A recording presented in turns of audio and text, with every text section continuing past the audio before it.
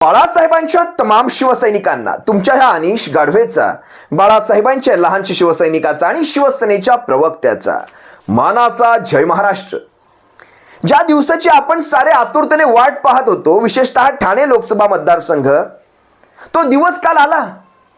या ठाणे लोकसभा मतदारसंघातनं या महायुतीतर्फे शिंदे गट असेल, अजित पवार गट असेल, कमळी असेल, यांच्यातर्फे बळीचा बकरा नेमका कुणाचा दिला जाणार, हा बळी नेमका कुणाचा दिला जाणार याची तुम्ही आम्ही आतुरतेने वाट पाहत होतो. काल ह्या बळीच्या बकऱ्याचं अधिकृतरित्या नाव जाहीर झालं आणि ते नाव होतं नरेश म्हस्के. मला खरं तर या व्हिडिओला सुरुवात करण्यापूर्वी मला त्या व्यक्तीचे किंवा त्या समितीचे, ज्यांनी कोणी हे नाव घोषित केलं किंवा ज्यांनी कोणी हे नाव ठरवलं, जी कुठली समिती असेल, यांची जे काही असेल मला माहित नाही, त्यांना एक मानाचा जय महाराष्ट्र नक्कीच करायचा आहे. कारण आजवर आम्ही म्हणत होतो ठाणे लोकसभा कदाचित बिनविरोध करतील, कारण 2 दिवस बाकी आहेत नामांकन अर्ज दाखल करण्यासाठी. शेवटचे 2 दिवस बाकी होते 4 तारखेपर्यंत. यांचा काल हे नाव जाहीर झालं, यांनी काल नाव जाहीर केलं. आता नाव जाहीर करून निवडणूक बिनविरोध कशी करता येते याचं हे उत्तम उदाहरण तुमच्या सर्वांच्या समोर आहे.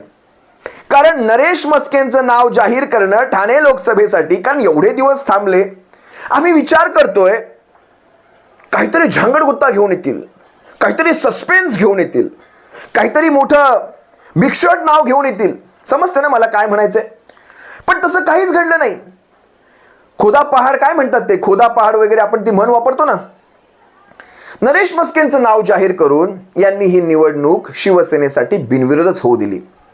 कारण ज्या वेळेस नरेश म्हस्केंसारखी व्यक्ती उभी राहते, तुम्हाला माहिती असायला हवं किंवा तुम्हाला हे काय मी वेगळं सांगतोय, एक शीतल म्हात्रे आणि नरेश म्हस्के ही 2 नावं अशी आहेत ज्यांनी या संबंध फुटीनंतर, म्हणजे मुंबई आणि आसपासच्या परिसरातलं, तिकडे बुलढाण्यातले काही 1-2 नावं आहेत, संजय शिरसाट नावाचं 1-2 असे काही नावं आहेत, संजय गायकवाड, संजय शिरसाट ही 2 नावं तिकडची, आणि मुंबई आणि ठाण्याच्या आसपासच्या परिसरातली शीतल म्हात्रे आणि नरेश म्हस्के ही 2 नावं यांनी तोंड सगळ्यात जास्त सोडलं.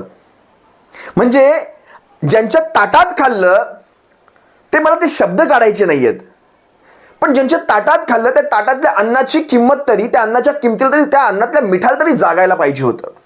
आपण ज्या प्रकारे मातोश्रीवर टीका केली, ज्या प्रकारे शिवसेनेवर, ठाकरे कुटुंबावर टीका केली, ज्या थराला जाऊन टीका केली, हा या महाराष्ट्रातला सुज्ञ शिवसैनिक, सुज्ञ मतदार हे विसरलेला नाही. विशेषतः मी त्या शीतल म्हात्रेंचं सोडा, त्यांना कुठलं तिकीटही वगैरे काहीच मिळालेलं नाही, पण या नरेश म्हस्केंविषयी सांगतो. हे व्यक्ती ठाण्याचे माजी महापौर राहिलेले आहेत, नगरसेवक राहिलेले आहेत, जिल्हा प्रमुख राहिलेले आहेत. म्हणजे यांचं राजकारण, या व्यक्तीचं राजकारण हे एकनाथ शिंदे या नावाभोवतीच फिरतं. म्हणजे यांना बाहेरचं काही माहिती नाही, एकनाथ शिंदे याच नावाभोवती फिरतं. हे नगरसेवक राहिलेत. आता विचार करा, नगरसेवक लढणं आणि लोकसभा लढणं याच्यात जमीन आसमानाचा फरक आहे. त्यासाठी तुमचं नेतृत्व हे लोकसभेच्या 6 विधानसभांमध्ये लागतं. आता झालंय असं, यांना उमेदवारी देऊन हा विजय जो सोपा केलेला आहे याचं कारण मला आजपर्यंत कळलं नाही. इतका सोपा विजय होऊन जाईल, कारण आता सध्या तुम्हाला मी सांगतो, अति आत्मविश्वास नसावा, पण ज्या काही फॅक्ट्स आहेत त्या तुमच्या सर्वांसमोर यायलाच हव्यात. ठाणे लोकसभेमध्ये ज्यांना कुणाला वाटत असेल त्यांच्या ह्या प्रश्नाचं मी उत्तर देतो, ज्यांना कुणाला वाटत असेल की एकनाथ शिंदेमुळे राजन विचारे मागची 2 टर्म खासदारकी जिंकले, त्यांच्यासाठी हे पुढची माझी वाक्य ऐका.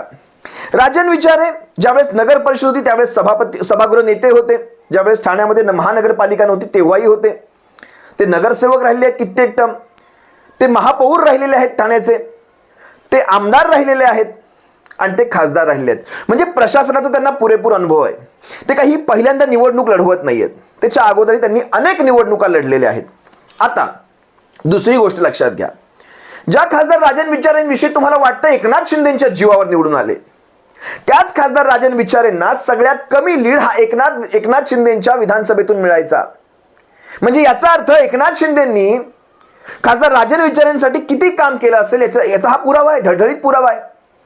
त्यानंतर दुसरी गोष्ट सांगतो, स्वतःचा मुलगा कल्याण लोकसभेतून ज्यावेळेस उमेदवारीला उभा राहतो, म्हणजे नामांकन भरतो, त्यावेळेस आपल्या मुलाचा प्रचार करतील की खासदार राजन विचारेंचा प्रचार करतील?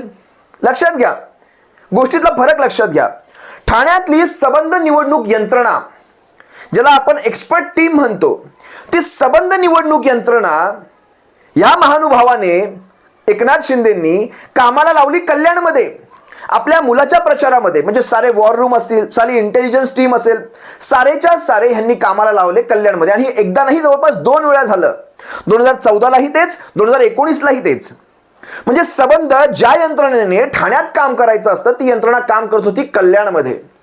मग अशा या प्रतिकूल परिस्थितीमध्ये स्वतःची निवडणूक स्वतःच्या जीवावर कशी लढायची असते याचा उत्तम अनुभव आहे त्यांना, खासदार राजन विचारेंना. बरं, ह्या लोकसभा मतदारसंघामध्ये सीबीडी बेलापूर येतो, ऐरोली विधानसभा येतो, ठाण्याचे 3 म्हणजे ठाणे असेल, कोपरी पाचपाकडी असेल, ओळा माजीवाडा असेल आणि मीरा भाईंदर असेल, असे 6 मतदारसंघ येतात. या 6ही मतदारसंघामध्ये प्रत्येक ठिकाणी त्यांनी विरोध पत्करलेला आहे. म्हणजे नवी मुंबईमध्ये विजय चौगुले असतील, त्यानंतर तिकडे मीरा भाईंदरमध्ये तिकडचे अपक्ष आमदार असतील, प्रताप सरनाईक असेल, असे एक ना एक अनेक विरोध पत्करून देखील महाराष्ट्रातलं सगळ्यात मोठं लीड जर कुठल्या खासदाराने घेतलं असेल तर ते नाव आहे राजन विचारे. जवळपास 4.5 लाखांचं लीड घेणारा हा व्यक्ती तुम्हाला वाटतं इतक्या सहजासहजी यांच्या घशात कुठला मतदारसंघ घालेल? आणि तुम्हाला एक साधं उदाहरण देतो. महाराष्ट्रात शिवसेनेचे 5 खासदार आहेत सध्या. 5ही खासदारांच्या मतदारसंघामध्ये एक ना एक आमदार आहेत. म्हणजे शिवसेनेमध्ये सध्याचे 16 निष्ठावान आमदार आहेत, ते या 5 खासदारांच्या मतदारसंघांमध्ये येतात. जसं उदाहरण घ्यायचं झालं तर ओमराजे निंबाळकरांच्या मतदारसंघामध्ये कैलास पाटील आहेत, किंवा परभणीमध्ये आपल्या बंडू जाधवांच्या मतदारसंघात घ्यायचं तर राहुल पाटील आहेत.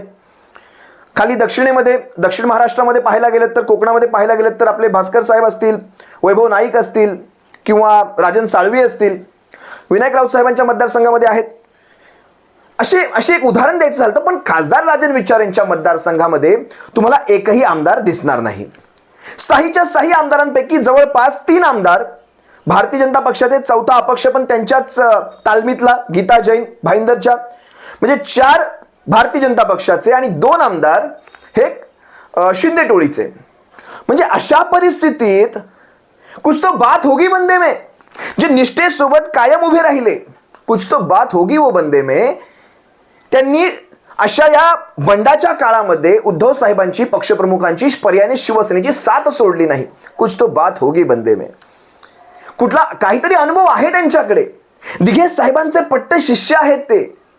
त्यांना समाजसेवा जितकी चांगली जमते तितकंच त्यांना तुमचं खुनशी राजकारण देखील कळतं बरं का.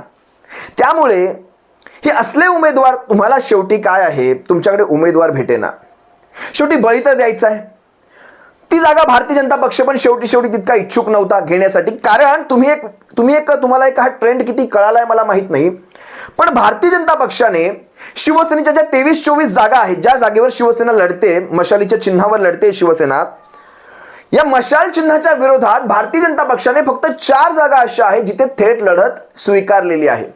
त्या 4 पैकी देखील जळगावचं अंतिम म्हणजे शेवटी हा जळगावचा निर्णय झाला होता, कारण जळगावचे उमेदवार आपल्याकडे आले होते. उन्मेष पाटील असतील, जिथे करण पवार सध्या उमेदवार आहेत. म्हणजे बघायला गेलं तर ही लढत 3च ठिकाणी भारतीय जनता पक्षाने ठेवली होती. एक आहे ईशान्य मुंबईतनं मिहीर कोटेच्या, एक आहे मला वाटतं सांगलीतनं. ह्या अशा काही जागा सोडल्या तर भारतीय जनता पक्ष थेट शिवसेनेच्या विरोधात उभा राहायला तयार नाहीये. आणि तसा त्यांचा अंतर्गत सर्वेचा अहवाल सांगतो की शिवसेनेच्या मशालीच्या विरोधात कमळ येऊ देऊ नका. जर कमळ आलं तर कमळाचा सुपडा साफ होणं हे निश्चित आहे. त्यासाठी हे अशा प्रकारची शिंदे टोळी वापरली गेलेली आहे. ठाण्यामध्ये आता विचार करा, ठाणे हा लोकसभा मतदारसंघ हा फक्त एक ठाणे लोकसभेचा उमेदवार जाहीर करणं असं नाहीये. कारण ह्या गटाचं अस्तित्व, ज्या गटाची सुरुवात ठाण्यामधनं आहे, कारण स्वतः एकनाथ शिंदे ठाण्यामध्ये राहतात, ज्या गटाचं अस्तित्व ठाण्यामधून आहे, त्या ठाण्यामध्ये जर ह्यांचा खासदार हरत असेल तर विचार करा हे महाराष्ट्रातलं चित्र काय जाणार आहे.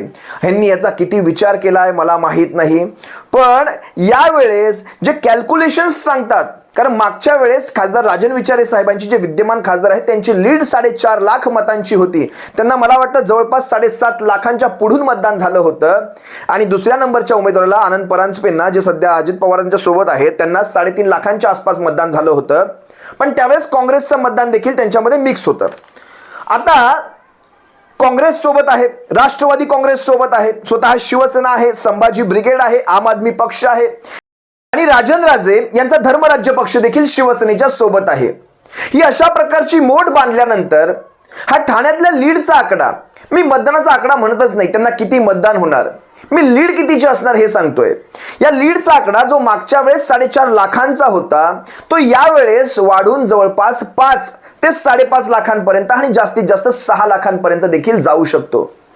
कमळीच्या मतदानाविषयी तुम्ही म्हणाल, तुम्ही कमळीच्या मतदानाची पोकळी कशी भरून काढाल, तर लक्षात घ्या, ठाण्यामध्ये कमळीचं विशेष सहकार्य कधी राहिलंच नव्हतं ठाण्यामध्ये. आणि हे ठाणे नाही, 1-2 जागांच्या फरकांनी 19-20चा जर फरक केला तर महाराष्ट्रभरातनं हेच वातावरण राहिलेलं आहे.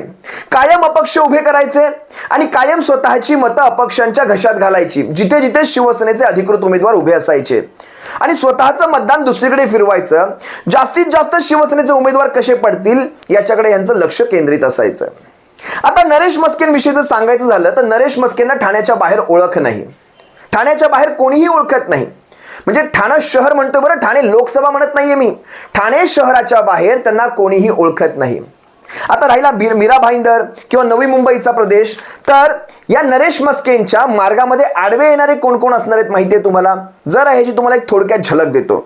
सगळ्यात पहिले आडवे येणारे असतील ते असतील रवी फाटक, कारण काही जुने हिशोब रवी फाटकांचे देखील बाकी आहेत, ते रवी फाटक आडवे येतील.